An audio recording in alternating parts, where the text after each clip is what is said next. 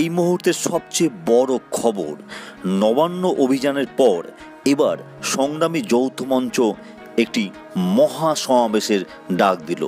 হ্যাঁ বন্ধুরা, আগামী 19শে জানুয়ারি 2024 সালে হাওড়া, শিয়ালদা ও হাজরা থেকে একটি মহা মিছিল করা হবে বলে জানিয়ে দিল সংগ্রামী যৌথ মঞ্চ।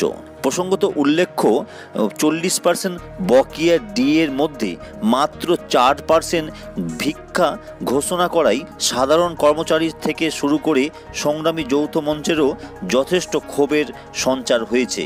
ফলে এবার আন্দোলনের ঝাঁজ আরও বাড়িয়ে এবার মহা সমাবেশের ডাক দিল সংগ্রামী যৌথ মঞ্চ, যা হবে আগামী 2024 সালের 19শে জানুয়ারি থেকে। এই মহা সমাবেশ হাওড়া, শিয়ালদা ও হাজরা থেকে শুরু হলেও বিভিন্ন জায়গা থেকে আরও কিন্তু কাতারে কাতারে মানুষ আসবে বলে জানিয়েছে সংগ্রামী যৌথ মঞ্চের আহ্বায়ক ভাস্কর ঘোষ। তাহলে বোঝাই যাচ্ছে যে আগামী 19শে জানুয়ারি কিন্তু সরকারের উপর বকেয়া ডিএর জন্য চাপ বাড়াতে চলেছে সংগ্রামী যৌথ মঞ্চ, তাতে আর কোনো সন্দেহের অবকাশ নয়।